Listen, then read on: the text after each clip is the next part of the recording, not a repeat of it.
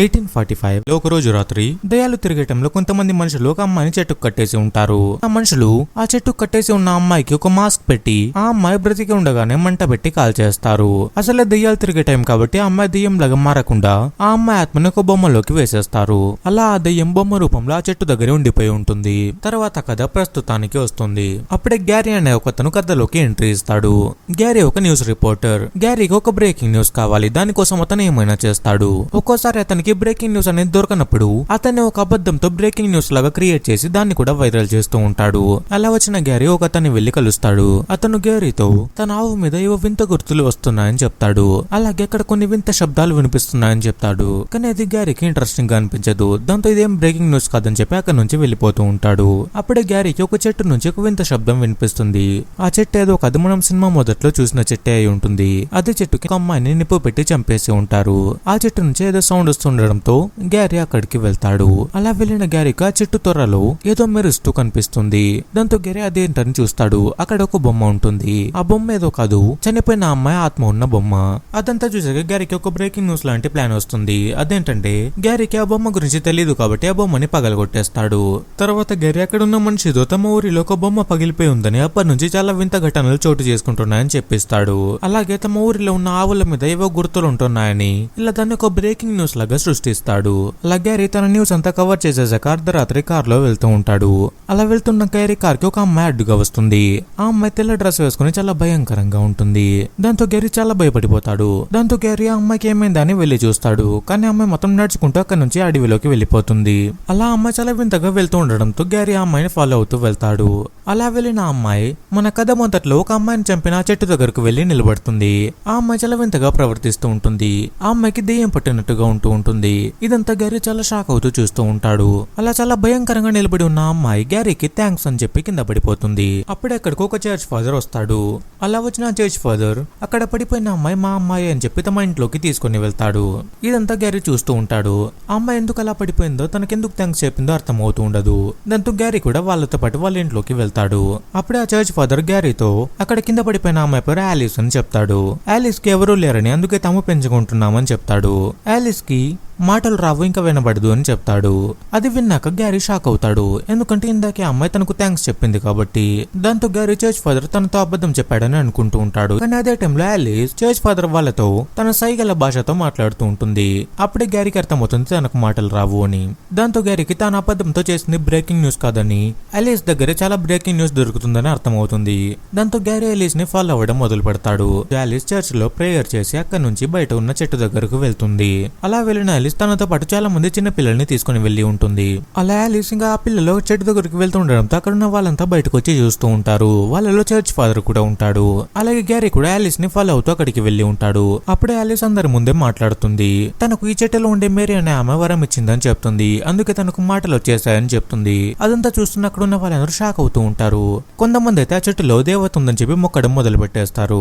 ఇదంతా గ్యారీ చాలా వింతగా చూస్తూ ఉంటాడు. అలా ఆలిస్ అక్కడ ఉన్న వాళ్ళందరితో ఈ చెట్టులో పవర్స్ ఉన్నాయని, అందులో ఉన్న మేరీ అనే ఆమె అందరికి వరాలు ఇస్తుందని చెప్తుంది. దాంతో అందరూ అక్కడ దేవత ఉందని నమ్మడం మొదలు పెడతారు. కానీ అదంతా చూస్తున్న గ్యారీ మాత్రం తనకు బ్రేకింగ్ న్యూస్ దొరికిందని అనుకుంటాడు. దాంతో తన ఆఫీస్ లో పనిచేసే అమ్మాయికి రాత్రి ఫోన్ చేస్తాడు. ఇక్కడ ఒక బ్రేకింగ్ న్యూస్ ఉందని అందరు రావాలని చెప్తాడు. కానీ ఆ అమ్మాయి మాత్రం తనని నమ్మదు. ఎందుకంటే గ్యారీ చాలా సార్లు ఇలాగే బ్రేకింగ్ న్యూస్ అని చెప్పి అబద్ధాలతో న్యూస్ క్రియేట్ చేశాడు కాబట్టి. అలా అమ్మాయి నమ్మకపోవడంతో గ్యారీ కూడా ఏం చేయలేక అలాగే పడుకుండిపోతాడు. అలా పడుకున్న గ్యారీకి ఒక కల వస్తుంది. అదేంటంటే ఒక నిర్మానుష్య ప్రాంతంలో ఒక ఇల్లు, దాని పక్కనే ప్రవహించే నది. ఆ నదిలో నుంచి ఒక దెయ్యం పైకి లేచి పరిగెత్తుకుంటూ తన వైపు వస్తూ ఉంటుంది. అలా కల రావడంతో గ్యారీ భయపడి నిద్రలేస్తాడు. మరోవైపు జనం అంతా చెట్టుని నమ్మడం మొదలు పెడతారు. అక్కడ వచ్చి ఏదన్నా కోరుకుంటే జరుగుతుందని నమ్ముతూ ఉంటారు. దాంతో తర్వాత నుంచి వేరే వేరే ఊర్లో నుంచి జనం అక్కడికి రావడం మొదలు పెడతారు. ఎందుకంటే ఎలేస్ అక్కడ కోరుకోగానే తనకి మాటలు వచ్చేసాయి కాబట్టి అందరూ నమ్ముతూ ఉంటారు. అలా అక్కడికి వచ్చిన వాళ్ళలో ఒక అబ్బాయి కూడా ఉంటాడు. ఆ అబ్బాయి వీల్ చైర్ లో ఉంటాడు. అతను తన కాళ్ళు కావాలని కోరుకోవడానికి వచ్చి ఉంటాడు. దాంతో ఎలిస్ అతనికి ఎలా కోరుకోవాలో చెప్తుంది. అలా అబ్బాయి చెట్టు దగ్గర కోరుకోగానే అతనికి కాళ్ళు వచ్చేస్తాయి. ఆ అబ్బాయి నడవడం మొదలు పెడతాడు. దాంతో అక్కడికి వచ్చిన వాళ్ళందరూ షాక్ అవుతూ ఉంటారు. అలా జనంలో చెట్టు మీద నమ్మకం ఇంకా పెరిగిపోతుంది. ఇక్కడ జరిగే విషయాలన్నీ న్యూస్ లో వైరల్ అవుతూ ఉంటాయి. ఇదే విషయం వాటికన్ సిటీలో ఉన్న పెద్ద చర్చ్ వాళ్ళకి తెలుస్తుంది.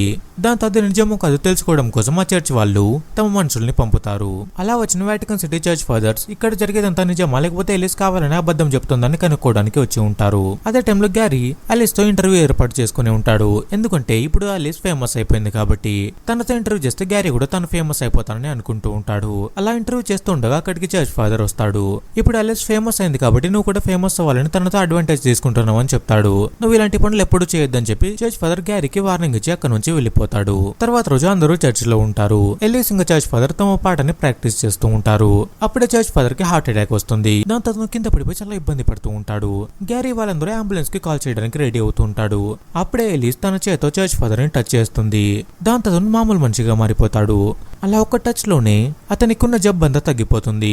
దాంతో అక్కడున్న వాళ్ళందరూ షాక్ అయిపోతూ ఉంటారు. అలా చర్చ్ ఫాదర్ కి నిజంగానే జబ్బు తగ్గిపోయిందా లేదా అని చెప్పి డాక్టర్ కి చూపిస్తారు. అప్పుడు డాక్టర్ టెస్ట్లన్నీ చేసి అతనికి నిజంగానే జబ్బు మొత్తం తగ్గిపోయిందని చెప్తుంది. దాంతో అక్కడికి వచ్చిన వాటికన్ సిటీ చర్చ్ ఫాదర్స్ ఇక్కడ జరిగేదంతా నిజమే అని నమ్ముతారు. అలా వాళ్ళు ఈ చర్చ్ ని ఒక పుణ్యక్షేత్రంగా మార్చాలని అనుకుంటారు. ఎందుకంటే అలా చేస్తే ఎక్కువ మంది జనం వస్తారు కాబట్టి. అలా వాటికన్ సిటీ లాంటి పెద్ద చర్చ్ ఈ చర్చ్ ని పుణ్యక్షేత్రంగా ప్రకటించడంతో అక్కడికి చాలా మంది జనం రావడం మొదలు పెడతారు. తర్వాత రోజు గ్యారీ ఆలిస్ ని ట్రీట్ చేసిన డాక్టర్ తో మాట్లాడుతూ ఉంటాడు. అప్పుడు గ్యారీ ఆ డాక్టర్ తో తాను ఈ ఊరికి వచ్చిన రోజు ఒక బొమ్మని పగలగొట్టానని చెప్తాడు.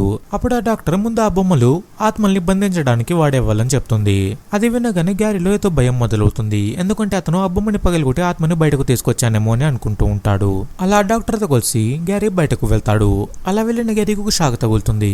అదేంటంటే కొన్ని రోజుల ముందు గ్యారీకి ఒక కళ వచ్చి ఉంటుంది. ఆ కళలో ఉన్న ఇల్లే గ్యారీకి ఇప్పుడు కనిపిస్తుంది. ఆ కళలో ఒక దెయ్యం గ్యారీ మీద అటాక్ చేయడానికి వచ్చి ఉంటుంది. దాంతో గ్యారీ ఈసారి నిజంగానే దెయ్యం వస్తుందేమో అని చాలా భయపడిపోతాడు. అదే టైంలో చర్చ్ ఫాదర్ చర్చ్ లో ఉంటాడు. అప్పుడు అక్కడికి దెయ్యం వస్తుంది. దెయ్యం చర్చ్ ఫాదర్ తో నేను నీకున్న జబ్బును తగ్గించానని, కానీ నువ్వు మాత్రం నన్ను అనుమానిస్తూనే ఉన్నావని చెప్తుంది. అలా చెప్పిన ఆ దెయ్యం చర్చ్ ఫాదర్ ని చంపేస్తుంది. అదే టైంలో గ్యారీ అక్కడికి వస్తాడు. గ్యారీ వచ్చేటప్పటికే చర్చ్ ఫాదర్ చనిపోయి ఉంటాడు. తర్వాత రోజు గ్యారీ ఎలిస్ ని ఇంకోసారి ఇంటర్వ్యూ చేస్తాడు. ఎందుకంటే ఈసారి అడ్డుపడ్డానికి చర్చ్ ఫాదర్ లేడు కాబట్టి. అలా ఇంటర్వ్యూ అయ్యాక గ్యారీ తన రూమ్ లోకి వెళ్లి ఇంటర్వ్యూ వీడియోని చూస్తూ ఉంటాడు.